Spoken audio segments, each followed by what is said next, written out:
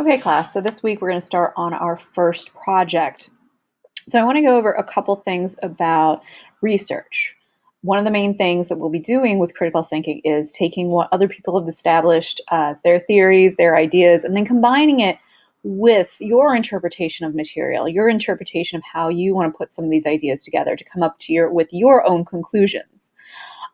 So in order to do that, we do need to evaluate sources, and we've already touched on that a little bit in class, but let's go a little further and show you how to use the online databases through your school's library, which is going to give you the best information available. It's part of your tuition, so you're paying for it, might as well use it, but more importantly, it's a great resource that filters out a lot of the uncredible and probably not appropriate stuff for academic papers. So for example, a student from another school, one of my classes, recently sent me this link. They weren't sure about whether they should use it or not. So they're doing a paper on filicide, and this kind of works for it. Okay, that looks okay. Postpartum depression, psychosis. Looks like it's got some statistics, information. We've got a lot of information, but there's something about this website that isn't quite right. So one of the big red flags was, oh, hey, here is an advertisement for purchasing papers, which is unethical in the classroom.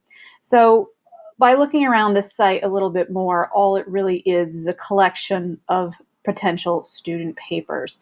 So this isn't about writing, this is about selling papers. So using a site like this would be sort of feeding into the idea of plagiarism. Okay, you don't want to buy your papers. You don't want to use information that has probably been plagiarized. So you want to avoid that. What you really want to do is start looking at the Mercy College online databases. Okay, so when using the databases with the library, you have access to tons and tons of academic journals, editorials, newspapers, lots of information. It's the best place to do your research. So let's say we're going to check on some research about Eileen. You can go by database name if you're familiar with them. You can go by subject. So if you wanted to look up psychology, if you just wanted to look up criminology, you could type that in for that database. But we'll start off with the general database. And also, if you want to have help from a librarian, they have the chat option, email, and phone. The library also offers one-on-one consultation. So if you want to meet with a librarian to go over for some research for this class or any other class, they're willing to do that. And that's available at all the locations. So we have our search term. And when you're researching, you don't want to just rely on one search term. Like I may start off just researching Eileen, but then I might look into nature versus nurture. I may look at James Fallon. I may look at some other people that we've looked for in this debate when creating my final project. So remember, if something doesn't come up for one term, look at another way you can search this topic. Don't just stop at one. Oh, I didn't see enough about Eileen. Well, let's look at serial killers, female serial killers. So the more options you have for searching, the more information you're going to find. So let's go ahead and make a search. And already we're coming up with a lot of things. Gender, modern killer, female killers in popular culture. These are all a lot of great ebooks.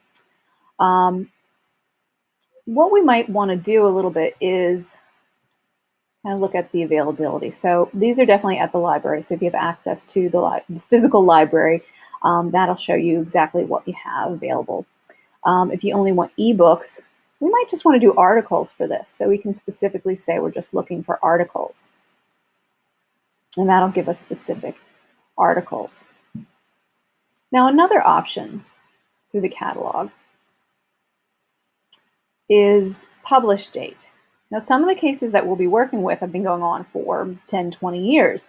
But if you're in, let's say, a sociology class, a psychology class, or if you're doing something that's very recent in terms of law, science, things like that, you may want the most up-to-date information. I know a lot of composition and English instructors ask that their students only get information between the last maybe 5 to 10 years.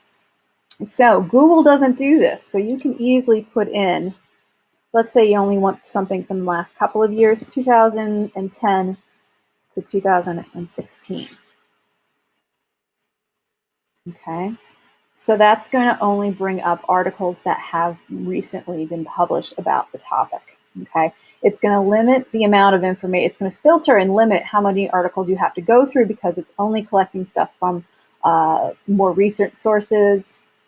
But also, it's a great way to get more accurate information if you're dealing with a topic that's very current in the news a lot right now, or something like science, medicine, politics that's constantly changing. So you want that most recent uh, source. Okay, so you can't do this with Google. All right, and so here we have a couple different tags, so they're filtering out a lot of information.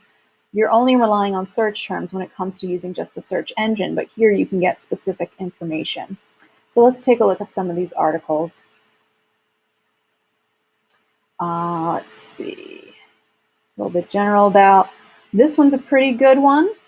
It kind of compares the movie Monster, which is sort of a fictionalized version of her. It's a biography film, and then also the film that you guys watched. This one's also a very interesting article. Now you'll see you can have the PDF, so you click that and you get a PDF. In addition, you see these little icons. When you get the article, if you go to full text or PDF, or just by clicking this title, you'll also get the citation for this source as well. So when you go through the library, not only are you getting better sources, but you're also going to get the citation for each piece of evidence or each resource that you work with. So as you can see, they're quickly coming up with things. We've got Newsweek, Entertainment Weekly, maybe, but I'd still say it's acceptable. We have Time, Lesbian Studies. So we have a lot of information that's very credible through the library database. And once again, it's not just about articles and journals. You can also go with ebooks, might be interesting, a lot of information. So you want to have a variety of search terms based on the subjects of your essay. You want to use these resources because it's going to give you very credible information, automatically approved because it's from the school's library. You don't have to worry about filtering through those websites that look like they're informative, but they're really trying to sell you something. Also, you get the full citation, so then you have to just worry about making the in-text citations. So use the library database because it's specific. You get academic sources. It filters out all that stuff that probably shouldn't be in your paper from online general search engine searches. Also, when you go through the library, you have a variety of formats. So you've got the video formats that you can use, the article databases. There's just a lot of good stuff out there that's going to be great for helping your paper and creating your conclusion and putting your critical thinking skills to work. If you have any questions about using the library, email me or go ahead and email the librarians. They'll be glad to help out.